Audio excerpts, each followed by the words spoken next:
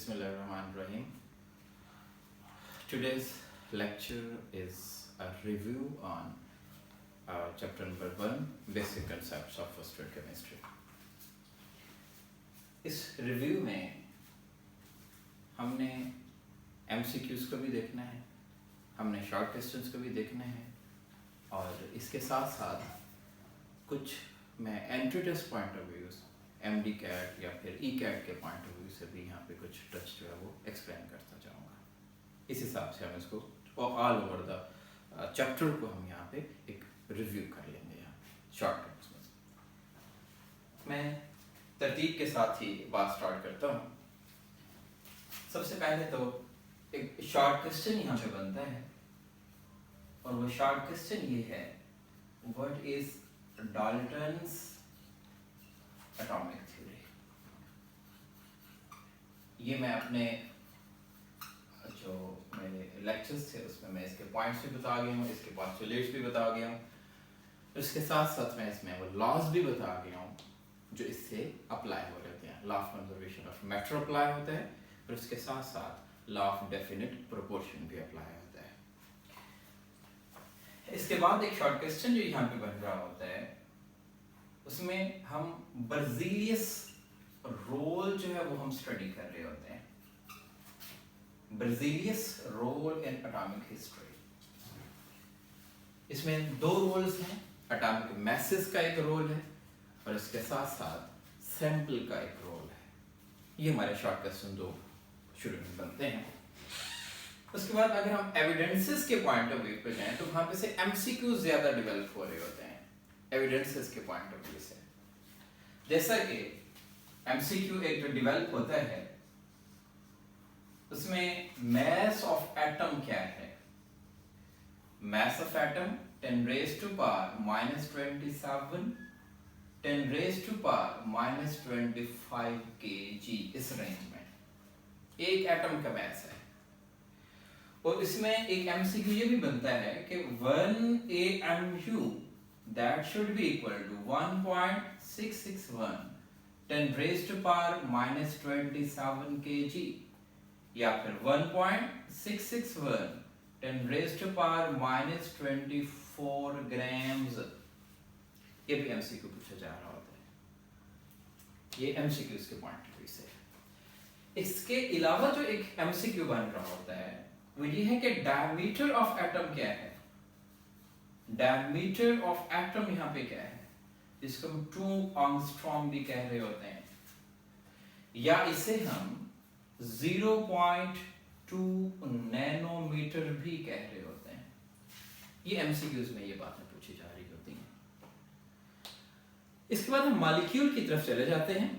Molecule की detail में हमने डिस्कस की। अब यहाँ पे एक शॉर्ट क्वेश्चन भी डेवलप होता है और शॉर्ट क्वेश्चन ये होता है, what is difference between atom and molecule. ये एक शॉर्ट क्वेश्चन बन जाता है। बुक में इस पॉइंट ऑफ व्यू से बताया हुआ नहीं है लेकिन मैं इसके कुछ पॉइंट्स आपसे एक्सप्लेन कर देता हूँ कि हमने इसमें डिफरेंस आ जाए तो हम कैसे एक्सप्लेन करेंगे। एटम हम ये कहते हैं, पहला पॉइंट ये है कि that is the smallest part of an element. एक एलिमेंट का स्मॉलेस्ट पार्ट है और मॉलिक्यूल के केस में हम ये स्टडी करते हैं that is smallest part of a substance. ये पहला डिफरेंस इसमें हो गया। दूसरा डिफरेंस इसमें ये हो जाता है कि इट मे और मे नॉट एग्जिस्ट इंडिपेंडेंटली। और मॉलिक्यूल के फॉर्म में हम ये कहते हैं कि it exist independently। It exists independently। ये आजादाना तौर पे एग्जिस्ट करता है। ये it might be possible exist करे, it might be possible exist ना करे। ये एक डिफरेंस इसमें हो गया। दूसरा हम ये कहते हैं कि एटम इज कंपोज्ड ऑफ सब एटॉमिक पार्टिकल्स। सब एटॉमिक पार्टिकल्स। सब एटॉमिक पार्टिकल्स क्या होंगे? प्रोटॉन हो गया, इलेक्ट्रॉन हो गया, न्यूट्रॉन हो गया। मॉलिक्यूल के केस में हम ये कहते हैं कि it may composed of atoms, ये एटम्स पे कंपोज्ड होता है। ये भी इसमें एक डिफरेंस हो गया। इसके अलावा हम इसकी एग्जांपल भी मेंशन कर सकते हैं। कार्बन का एटम हो गया, हाइड्रोजन का एटम हो गया, और मॉलिक्यूल्स की तरफ अगर हम जाएंगे तो H2O मॉलिक्यूल है, NH3 मॉलिक्यूल है और CH4 मॉलिक्यूल है। ये मुख्तलिफ डिफरेंसेस में आ जाते हैं।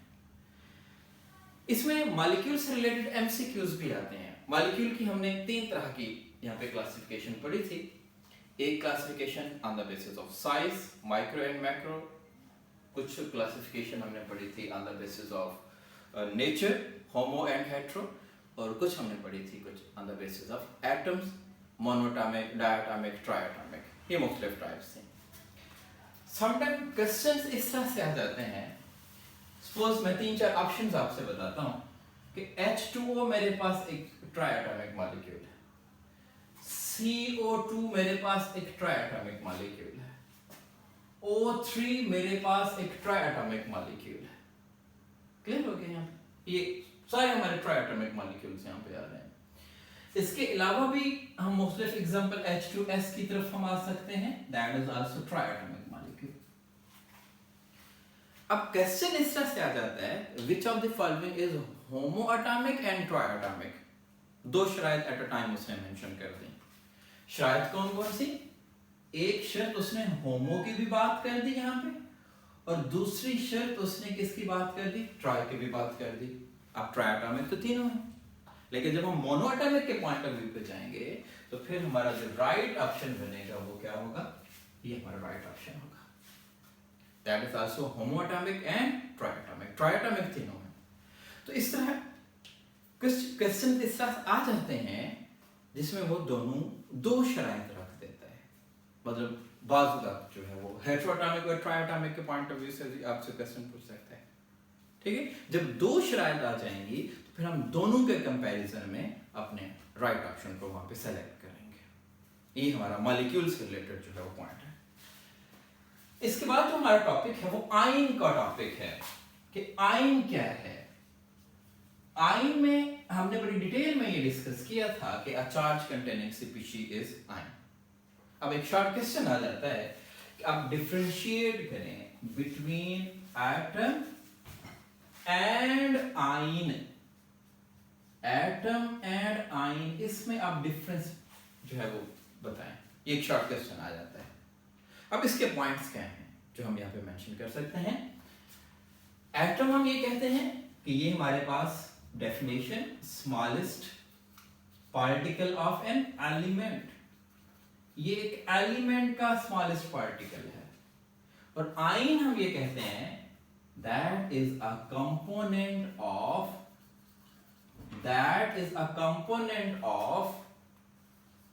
किस चीज का ये कंपोनेंट होगा? Ionic compounds. ये आयनिक कंपाउंड्स का कंपोनेंट होगा। ये एक डिफरेंस हो गया। ये एक एलिमेंट का छोटे से छोटा कंपोनेंट है और वो एक आयनिक कंपाउंड का कंपोनेंट है। दूसरा पॉइंट इसमें ये आ जाता है कि ये न्यूट्रल होता है। एटम शुड बी न्यूट्रल, लेकिन आयन जो होता है ये न्यूट्रल नहीं होता है। ये क्या होता है? चार्ज कंटेनिंग होता है। ये चार्ज होता है, आइदर पॉजिटिव चार्ज और नेगेटिव चार्ज, दोनों पॉसिबिलिटीज हो सकती हैं। फिर हम ये कहते हैं कि इसमें इक्वल नंबर होती है। किस चीज की इक्वल नंबर होती है? Protons and electrons. प्रोटॉन और इलेक्ट्रॉन्स इक्वल होते हैं। इसमें हम ये कहते हैं कि नहीं, not equal number of protons and electrons. इसमें पॉजिटिव चार्ज भी हो सकता है और नेगेटिव चार्ज भी इसमें एग्जिस्ट कर सकता है। प्रोटॉन भी ज्यादा हो सकते हैं और इलेक्ट्रॉन भी ज्यादा हो सकते हैं। दोनों तरह की पॉसिबिलिटीज इसमें मौजूद हैं यहाँ पे। नेक्स्ट हम ये कहते हैं कि इसमें अगर हम एग्जांपल की तरफ चले जाएं तो हमारे एटम्स क्या हो सकते हैं? Simple carbon, hydrogen, nitrogen. और अगर हम आयंस की तरफ चले जाएंगे तो Na पॉजिटिव हो गया, Ca2 पॉजिटिव हो गया या Cl नेगेटिव हो गया। ये इसमें डिफरेंस जो है वो आ जाते हैं। इसमें समटाइम इससे रिलेटेड कुछ एमसीक्यूज आते हैं, आयन से रिलेटेड एमसीक्यूज भी बनते हैं। आयन में मैं दो चीजों को यहां पे कंपेयर कर रहा हूं, एक मैं आयन कह रहा हूं और दूसरा मैं क्या कह रहा हूं, मोलेकुलर आयन कह रहा हूं। Molecular ion and ion. इस आयन में दो चीजें हो सकती हैं, कॉम्प्लेक्स कैट आयन भी हो सकते हैं और कॉम्प्लेक्स एनाइंस भी हो सकते हैं। मतलब कॉम्प्लेक्स कैट आयन से एनाइंस दोनों इन पॉसिबिलिटीज में आ जाते हैं और मोलेकुलर आयन भी आ जाते हैं। अब मैं पहले ऑप्शंस बता रहा हूं, फिर मैं क्वेश्चंस की तरफ आता हूं। सपोज मेरे पास एक CO3 नेगेटिव है, कार्बोनेट आयन है। एक मेरे पास NH4 पॉजिटिव आयन है, अमोनियम आयन हम इसे कह रहे होते हैं। एक हमारे पास है यहां पे CO पॉजिटिव चार्ज है और नेक्स्ट वन हम यहां पे कहते हैं कि OH नेगेटिव चार्ज है। क्वेश्चन क्या है? क्वेश्चन ये है कि which of the following is a molecular ion. इनमें से मॉलिक्यूलर आयन कौन सा है? साधारण जो मॉलिक्यूल होगा, अगर उस पे चार्ज होगा, that should be molecular ion. CO3 is not a molecule. NH4 is not a molecule. OH is not a molecule. जब ये molecules नहीं है, but लेकिन charge containing है, these are not molecules. These are complex ions. हाँ, अगर हम carbon monoxide देखें, CO is a diatomic molecule, carbon monoxide. Or diatomic molecule carbon monoxide, if it is charge containing, positively either positive or negative charge containing, that should be molecular ion.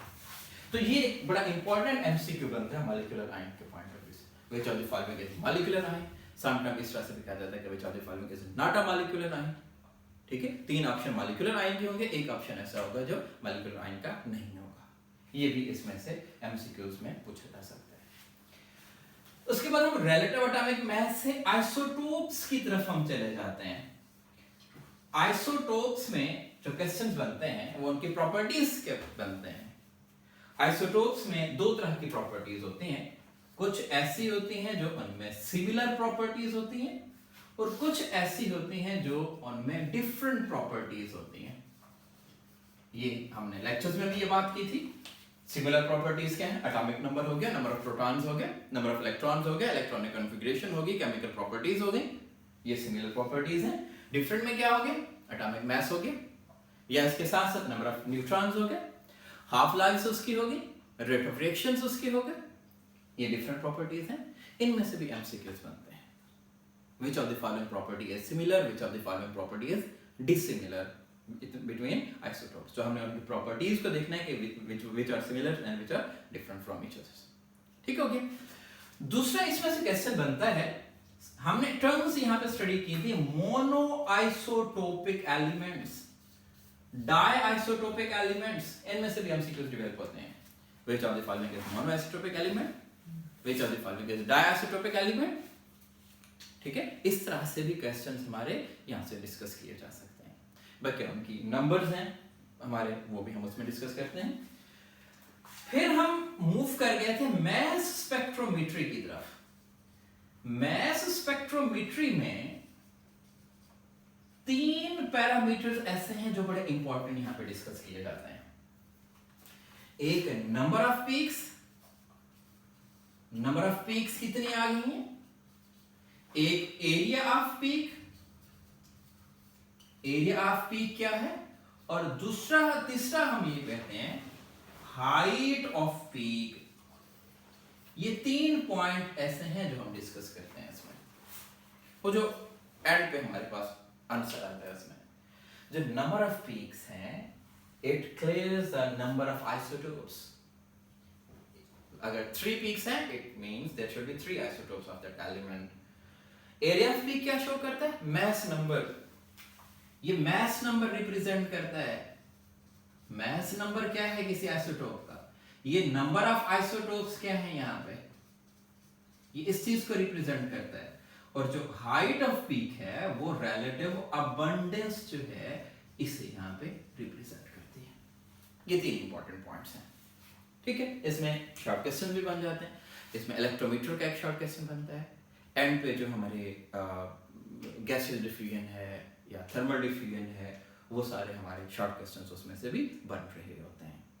बाकी इसमें जो हमारा effect है, electric field का effect है या magnetic field का effect है, वो भी हमने इसको रिप्रेजेंट किया था कि m/e is equal to h² r² / 2b। r जो है वो रेडियस ऑफ कर्वेचर हो गया, h हमारा मैग्नेटिक फील्ड हो गया और e हमारा इलेक्ट्रिक फील्ड हो गया। ये सारे रिलेशनशिप भी हमने अपने लेक्चर्स में डिस्कस किए थे और ये हमारे शॉर्ट क्वेश्चंस और एमसीक्यूज में भी बनते हैं। इसके बाद हम मूव कर गए थे एनालिसिस की तरफ। एनालिसिस क्या है? Qualitative and quantitative. एनालिसिस में से हमने परसेंटेज ऑफ एलिमेंट्स डिटरमिन की थी, परसेंटेज ऑफ एलिमेंट्स, और वहीं से हम एम्पेरिकल फार्मूला की तरफ भी गए। अब एम्पेरिकल फार्मूला से क्वेश्चंस कैसे बनते हैं, इसमें मैं 2-4 एग्जांपल्स आपसे क्लियर करता जाता हूं। जैसा कि हमारे पास ग्लूकोज है, ग्लूकोज का फार्मूला C6H12O6 है, ग्लूकोज। एसिटिक एसिड है, एसिटिक एसिड का फार्मूला अगर हम यहां पे एक्सप्लेन करें CH3COOH, CH3COOH मीन 2 कार्बन है, 4 हाइड्रोजन है और 2 ऑक्सीजन है। मतलब मैं इसे इस तरह से लिख सकता हूं, C2H4O2 भी लिख सकता हूं। इसलिए मैं फॉर्मल्डिहाइड की बात करूं, फॉर्मल्डिहाइड, फॉर्मल्डिहाइड का फार्मूला है HCHO, शॉर्टकट अगर हम इसे लिखें CH2O, इसे हम इस तरह से भी लिख सकते हैं CH2O। अब इन तीनों का एम्पिरिकल फार्मूला सेम है। अगर हम इन तीनों का एम्पिरिकल फार्मूला लिखें CH2O है। यहां पे अगर हम ग्लूकोज की n वैल्यू निकालें दैट शुड बी 6 से हम उसको सिंपलीफाई कर सकते हैं। अगर हम एसिटिक एसिड की निकालें तो एसिटिक एसिड की n वैल्यू क्या है? 2 है। और अगर हम फॉर्मल्डिहाइड की n वैल्यू निकालें वो क्या आएगी? 1 है। ये एग्जांपल के तौर पे मैंने यहां पे मेंशन किया। अब क्वेश्चंस क्या आते हैं? Which of the following pair have same empirical formula? Suppose में एसिटिक एसिड आ गया, ग्लूकोज आ गया। Which of the following has same empirical formula? These 3 components have same empirical formula. Clear हो गया? इस तरह से और भी हमारे, जैसे बेंजीन की एग्जांपल है, बेंजीन को अगर हम मेंशन करें तो C6H6 है, और अगर हम एसिटिलीन की बात करें तो C2H2 है। एम्पिरिकल फार्मूला दोनों का CH है। इसमें n=6 है, n=2 है। एसिटिलीन जिसे हम इथाइन भी कहते हैं, इथाइन, एम्पिरिकल फार्मूला से, और इन्हीं से ही हम मोलेकुलर फार्मूला की तरफ निकल जाते हैं कि मोलेकुलर फार्मूला हमारा क्या है, हम उसे कैसे आइडेंटिफाई करते हैं। इसके बाद जो हमारा टॉपिक है that is mole, the most important topic, that is mole. अब मोल में होता ये है, इसमें से मोस्टली कैलकुलेशंस कर रहे होते हैं मोल्स में से। मोल्स में जो हमने चीजें मेनली डिस्कस की हैं वो हमने n is equal to m/m, एक तो ये फार्मूला हमने अप्लाई किया, number of moles is equal to mass over molar mass, इससे भी हम मोल्स डिटरमिन कर सकते हैं। इसके अलावा हमारे पास मोल्स के लिए फार्मूलास क्या हैं? इसके अलावा हमने ये पढ़ा कि number of moles is equal to given particles divided by Avogadro's number, that is also same। जैसे हम given particles में जितने particles given हैं उसको हम n 6.02 × 10⁻23 से डिवाइड कर सकते हैं, या फिर हम मोल्स का फार्मूला इस तरह से भी डिटरमिन कर सकते हैं, given volume divided by molar volume. ये भी एक फार्मूला है मोल्स डिटरमिन करने का। क्लियर? इसके अलावा हम मोल्स डिटरमिन कर सकते हैं percentage of element divided by atomic mass, divided by atomic mass, इससे भी मोल्स डिटरमिन किए जा सकते हैं। ये मुख्तलिफ हमारे ऑप्शंस हैं जिनसे मोल्स डिटरमिन किए जा सकते हैं। इसमें ये है, हमने एम्पिरिकल फार्मूला में ये अप्लाई किया था, मोलर वॉल्यूम में हम ये अप्लाई कर सकते हैं, नंबर ऑफ पार्टिकल्स में ये अप्लाई कर सकते हैं, सिंपल मोल्स डिटरमिन के लिए हम ये अप्लाई कर सकते हैं। ये मुख्तलिफ फार्मूला जो हमारे इस टॉपिक से रिलेट कर रहे होते हैं, और इन्हीं कैलकुलेशन से ही ज्यादातर एंट्री टेस्ट में भी क्वेश्चंस आते हैं, किसके कितने मोल्स हैं, किसके कितने मोल्स हैं। If I am not wrong, एक क्वेश्चन हमारे आया था कि the population of Pakistan is 2 billion and we divide 100 rupees to each person in the form of 5 rupees coins. What are the moles of the coins? ये UHS entry test का question आया हुआ है। अब यहाँ पे 2-4 क्वेश्चन हैं। 2 मिलियन पॉपुलेशन है, 2 मिलियन का मतलब ये है कि 20 करोड़ पर्सन हो गए, हर एक को 100 रुपया दिया आपने, 100 रुपया भी 5-5 के कॉइन्स की शक्ल में, मतलब अगर मुझे 100 रुपया दिया गया तो 5 के कॉइन्स 20 सिक्के मुझे दिए गए। अब 20 करोड़ आबादी है और हर किसी को 20 सिक्के दिए जा रहे हैं, तो उसको मल्टीप्लाई करेंगे, टोटल कॉइन्स आ जाएंगे, टोटल पार्टिकल्स आ जाएंगे, डिवाइडेड बाय 6.02 × 10⁻23, तो हमारे पास उसके मोल्स आ जाएंगे। ठीक है, इस तरह के क्वेश्चंस आ जाते हैं जो कि ओवरऑल एक जनरल सी स्टेटमेंट होती है, लेकिन हमारा कंसेप्ट बुक से रिलेटेड होता है वहां पे। ठीक है, अब इस मोल्स में सम टाइम क्वेश्चन इस तरह से भी आ सकते हैं कि there is a player, there is a batsman, he played 3 World Cups and he scores 500 in each World Cup. In each World Cup he scored 500. What is the number of moles of the runs? अब हम उसके total runs count करेंगे, वो total particles हो जाएंगे divided by Na, उससे हम determine कर लेंगे, दैट शुड बी मोल्स। तो ये हमारा मोल्स से रिलेटेड ये चीजें हैं। यहाँ पे इस मोल से रिलेटेड मैं एक चीज और भी क्लियर करता जाऊं। समटाइम क्वेश्चन ये पूछा जाता है कि कार्बन का एक एटम है, उसका मास कितना होगा, कार्बन के एक एटम का मास कितना होगा। ठीक है, 12 ग्राम नहीं है, कार्बन के एक एटम का जो मास है वो कितना होगा, 22 उसका जो मास होगा वो क्या होगा, 12 AMU होगा, AMU में। लेकिन अगर वो ग्राम्स में पूछ ले फिर हम ये कहेंगे 12 divided by Na, 12 grams divided by Na। 12 ग्राम एक कार्बन एटम का नहीं होता, वो 6.02 × 10⁻23 का होता है, तो हम 12 को Na से डिवाइड कर देंगे तो हमारे पास टोटल उसका मास हो जाएगा एक कार्बन एटम का। ठीक है, इस तरह मॉलिक्यूल्स का हम फाइंड आउट कर सकते हैं। इसके बाद हमने स्टाइकोमेट्री की तरफ हम आए। स्टाइकोमेट्री में से बड़े इंपॉर्टेंट क्वेश्चंस बनते हैं, क्वांटिटेटिव रिलेशनशिप। सपोज मैं एक एग्जांपल यहां पे कोट करता हूं, H2 plus O2 gives us H2O. It's not a balanced chemical reaction. अगर मैं इसको बैलेंस में बनाता हूं, that is 2 and this one is 2. अब अगर मुझे ये कहा जाता है कि आपने 4 grams H2 लिया, what should be the amount of H2O produced? अब मैं जरा देखता हूं 4 ग्राम्स में इसके मोल्स कितने बनते हैं। 4 इसके मोल्स में निकालूंगा, ये मैं वो लिमिटिंग रिएक्टेंट भी यहाँ पे अप्लाई कर रहा हूँ, स्टाइकोमेट्री पे अप्लाई कर रहा हूँ। मास इसका 4 ग्राम है, H2 का मोलर मास कितना बनेगा, 2 बनेगा, that is 2 moles.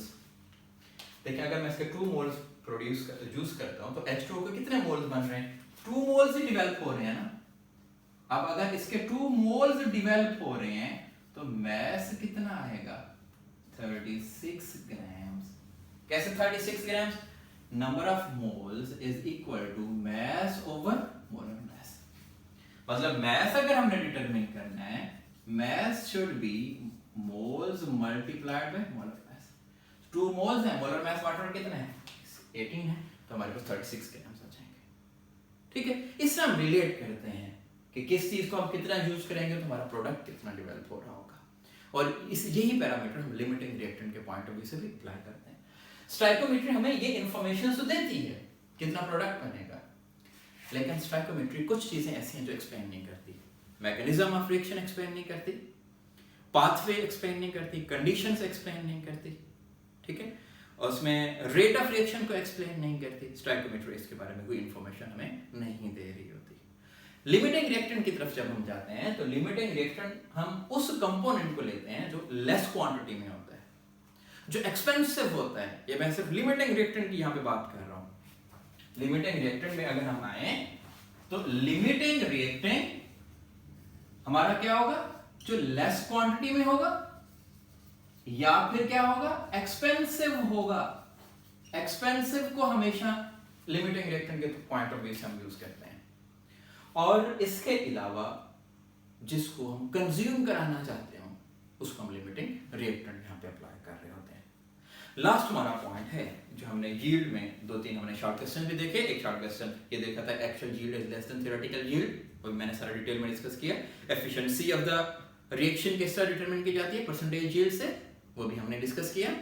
Types of the yield, उसमें थ्योरेटिकल यील्ड और जो दूसरी हमारी है एक्चुअल यील्ड, वो भी हमने यहाँ पे देखी। इसमें एक्चुअल यील्ड तो हमें समझ आती है, जो अमाउंट ऑफ प्रोडक्ट डेवलप होगा that should be actual yield. लेकिन थ्योरेटिकल यील्ड हम कैसे डिटरमाइन करते हैं? थ्योरेटिकल यील्ड, थ्योरेटिकल यील्ड का मैं थोड़ा सा आपको कंसेप्ट देता जाऊं। जैसा कि मेरे पास अगर CaCO3 है, इससे मैं CaO और CO2 डेवलप करता हूं। अब अगर इसका मोलर मास देखें तो इसका मोलर मास बनता है 100 ग्राम्स पर मोल। इसका मोलर मास देखें तो ये 56 ग्राम्स पर मोल है, और ये कितना है, 44 ग्राम्स पर मोल है। देखिए, अगर कैल्शियम कार्बोनेट 100 ग्राम में यूज करूंगा तो कैल्शियम ऑक्साइड कितना बनना चाहिए, 56 ग्राम। कार्बन डाइऑक्साइड कितना बनना चाहिए, 44 ग्राम्स, ठीक है। अगर 100 ग्राम, स्टैंडर्ड ये है कि अगर 100 ग्राम्स CaCO3 यूज होता है तो CaO कितना प्रोड्यूस होगा, 56 ग्राम्स। और अगर 1 ग्राम यूज करूंगा तो 56 डिवाइडेड बाय 100। और अगर सपोज मेरे पास CaCO3 500 ग्राम है तो 56 डिवाइडेड बाय 100 मल्टीप्लाइड बाय 500, तो मेरे पास क्या आ जाएगी, थ्योरेटिकल यील्ड आ जाएगी। एक स्टैंडर्ड से यूनिटरी मेथड के तहत हम इसको क्या करते हैं, डिटरमाइन करते हैं। ये भी एमसीक्यूज में आ रहा होता है कि किसी बात का वो परसेंटेज यील्ड पूछ लेते हैं या एफिशिएंसी ऑफ रिएक्शन पूछ लेते हैं, और उसके साथ साथ वो हमें कुछ जो एक्चुअल यील्ड बता देते हैं। थ्योरेटिकल यील्ड हमें इस हिसाब से स्टैंडर्ड पॉइंट ऑफ व्यू से कैलकुलेट करना पड़ती है, ठीक है। ये ओवरऑल जो शॉर्ट क्वेश्चंस बनते हैं इस चैप्टर में और जो एमसीक्यूज इस चैप्टर में से बनते हैं वो मैंने इन शॉर्ट वो सारे कंपाइल किए हैं, और कुछ पॉइंट्स है वो एंड टेस्ट के पॉइंट ऑफ व्यू से बताए हैं। और इंशाल्लाह हम नेक्स्ट जो है वो चैप्टर नंबर 2 की तरफ चले जाएंगे। You can ask if you have any question in the comments. Thank you very much.